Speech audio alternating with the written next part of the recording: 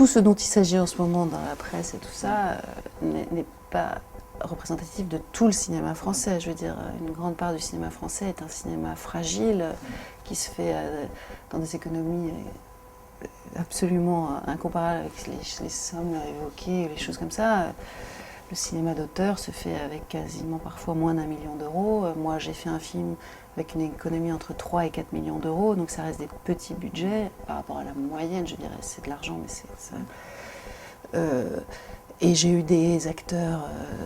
comment on dit, des grands acteurs, gros acteurs, qui ont joué le jeu pour le coup. Donc voilà, je fais partie d'une autre branche de cinéma là, mais il se trouve que je trouve que mettre les pieds dans le plat comme ça, comme l'a fait Vincent Maraval, le distributeur de Wild Bunch, enfin le patron de Wild Bunch, je trouve ça très sain, que ça fait bouscule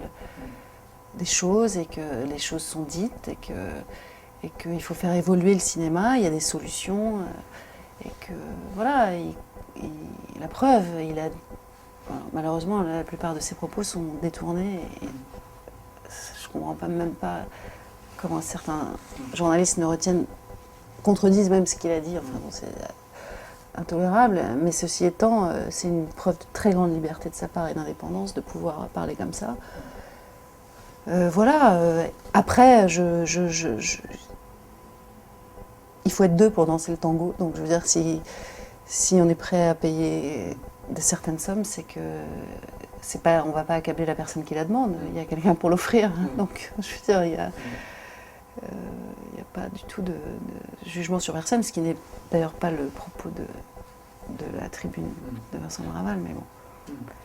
Donc je trouve ça très, en gros, en résumé, je trouve ça très sain et ça fait bouger les choses, les esprits. Et il faut bien que ça soit quelqu'un dont c'est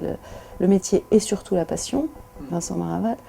pour qu'on en parle dans les journaux. Je veux dire, les journalistes eux-mêmes n'ont jamais fait d'investigation quelconque, ne se sont jamais posé la question avant que ceux dont c'est le métier tous les jours cherchent à faire évoluer les choses, quoi. Donc,